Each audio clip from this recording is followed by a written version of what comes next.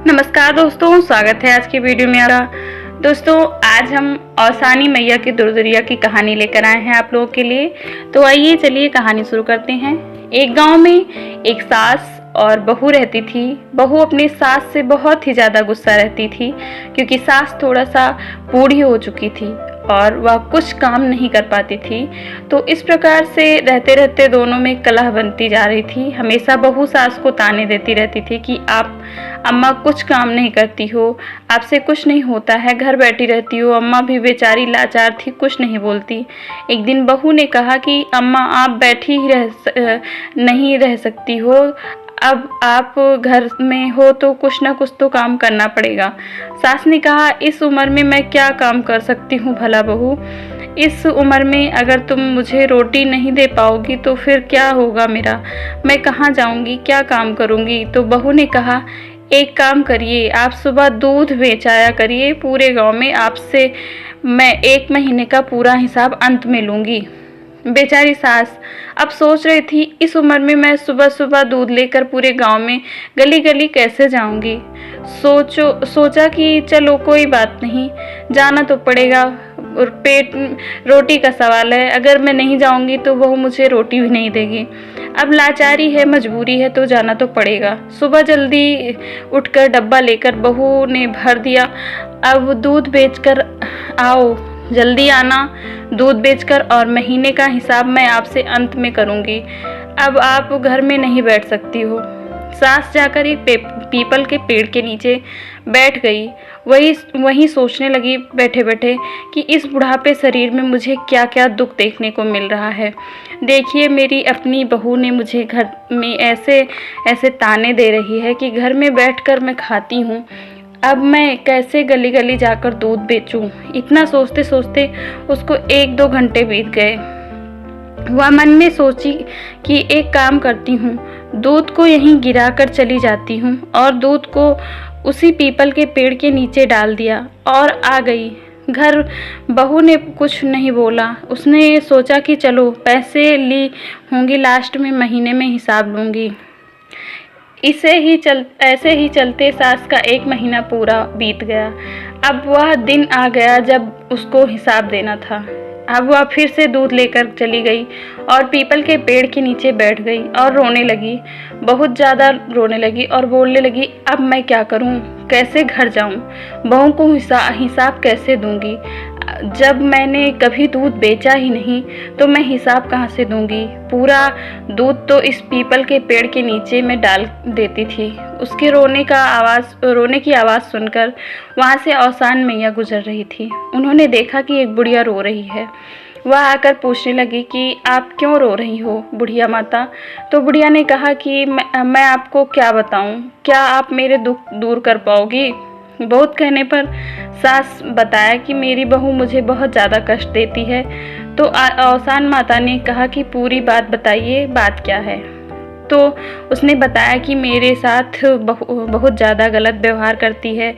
घर में बोलती है कि तुम बैठे बैठे क्या करोगी, कुछ काम वाम किया करो। तो मुझे सुबह सुबह दूध बेचने के लिए भेज देती है और कहे कि महीना होने पर तुमसे हिसाब करूँगी। अब मुझे हिसाब देने का नंबर आ गया। रोज़ तो मैं दूध बेच नहीं पाती थी, मेरे घुटनों में इतना दर्द रहता था, कमर में दर्द रहता था। मैं आती थी, इसी पीपल के पेड़ के नीचे बैठ जाती थी और सारा दूध इस पीपल के पेड़ पर चढ़ाकर चली जाती थी। अब वह दिन आ गया जब मुझे अपनी बहू को हिसाब देना है, और वह बहुत ज़ोर ज़ोर से रोने लगी और बोलने लगी कि आज मैं हिसाब कैसे दूंगी, आज तो बहू पता नहीं क्या कर जाएगी। मेरे साथ इतना सुनते ही औसान माता भी थोड़ा सा दुखी हुई कि कोई भी बहू अपनी सास के साथ ऐसा कैसे कर सकती है। औसान माता ने कहा कि एक काम करो, आप जितने भी पीपल के पत्ते हैं सूखे गिरे हुए हैं, आप लेकर अपने कोच में भर लो आंचल में, और जाना अपनी बहू के आंचल में डाल देना। तो बुढ़िया ने कहा कि अरे इस तरह करने से क्या मेरा दुख दूर हो जाएगा? तो माता ने कहा कि हाँ ज़रूर हो जाएगा, और अगर तुम्हारा दुख दूर हो जाएगा तो तुम औसान माता की पूजा करना मत भूलना। तो उससे बुढ़िया ने कहा कि ठीक है, मैं देखती हूँ। और उसने अपने आंचल में पूरे पत्ते समेट लिए और अपने घर चली गई। घर जाते ही जैसे ही पहुँची तो बहू ने कहा कि बूढ़ा तो आंचल में बहुत सारा कुछ लेकर आई हैं। तो बहू ने बोला कि क्या बात है, मैं अभी हिसाब देने आ गई। क्या? तो अम्मा ने कहा कि हाँ, ऐसा ही समझो बेटा, हिसाब ही है। तो बहुत ज़्यादा खुश होकर बहू बोली, अरे वाह, इतना सारा रुपया ले आई क्या? तो एक काम करो, आप अपना आंचल फैलाओ और तुम्हारे आंचल में डाल देती हूँ। तो बहू बहुत खुश हो गई। खुशी के मारे उसने अपना आंचल फैलाया। बहू को उसमें खूब सारे धन दौलत, पैसा, रुपए, जेवर कुछ निकलता तो बहुत ज़्यादा खुश हो गई। 1 महीने के दूध में इतना सारा रुपया कहाँ से, आपने कैसे किया? बूढ़ा भी बहुत ज़्यादा चकित रह गई कि मैंने तो पीपल के पत्ते डाले थे। बूढ़ा मन ही मन सोचने लगी कि लगता है औसान माता ने ही दिया है। अब बहू माँ से पूछने लगी कि माता, इतने सारे पैसे कहाँ से आपको मिले? तो सास ने बहू को सारी कहानी सुनाई। बहू कहने लगी, कल से मैं भी दूध लेकर जाऊंगी। एक काम करो, आप मुझे बताओ क्या क्या आपने किया था। पूरी विधि सहित वैसे ही करूंगी, शायद औसान माता मुझे भी दे दें। बूढ़ा ने कहा कि करके देख लो। अब सुबह हुई, वह बहू अपना दूध लेकर जाए और पीपल के पेड़ के नीचे चढ़ाकर चली आए। 1 महीना बीत गया, तब बहू जाकर बैठकर रोने लगी। अब मैं दूंगी, क्या करूंगी, कैसे करूंगी? औसान बीवी आई और पूछने लगी।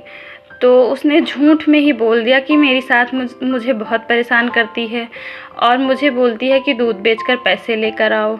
मैं क्या करूं? मैं दूध को इस पे चढ़ा देती हूँ। औसान माता ने कहा कि एक काम करो, पीपल के पत्ते अपने आंचल में भर लो और लेकर जाओ, आंगने में रख देना। उसने कहा ठीक है। खुशी खुशी वहाँ से लालची बहू भागते हुए आई। तो आंगन में जैसे ही उसने डाला, उसमें से बिच्छू, सांप, दुनिया भर के कीड़े मकोड़े, जीव जंतु निकलने लगे। वह दौड़ने लगी। वह औसान माता की ओर दौड़ के आई तो माँ से कहा कि तुम अपने सास के साथ बहुत ज़्यादा गलत व्यवहार कर रही थी और वह बता रही थी तूने उसे रोटी खाने को नहीं दिया और तू झूठ बोल रही थी मुझसे। तो औसान मैया से बहू ने हाथ जोड़कर माफ़ी मांगी कि माँ, मैंने बहुत गलत किया है।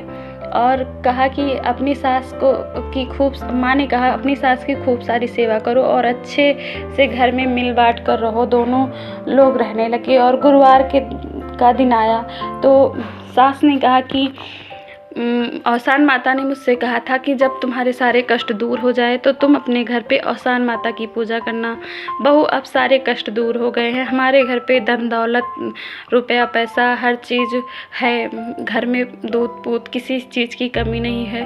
अब बृहस्पतिवार का दिन भी आ गया है तो हम औसान माता की दुर्दुरिया की पूजा ज़रूर कर लेते हैं।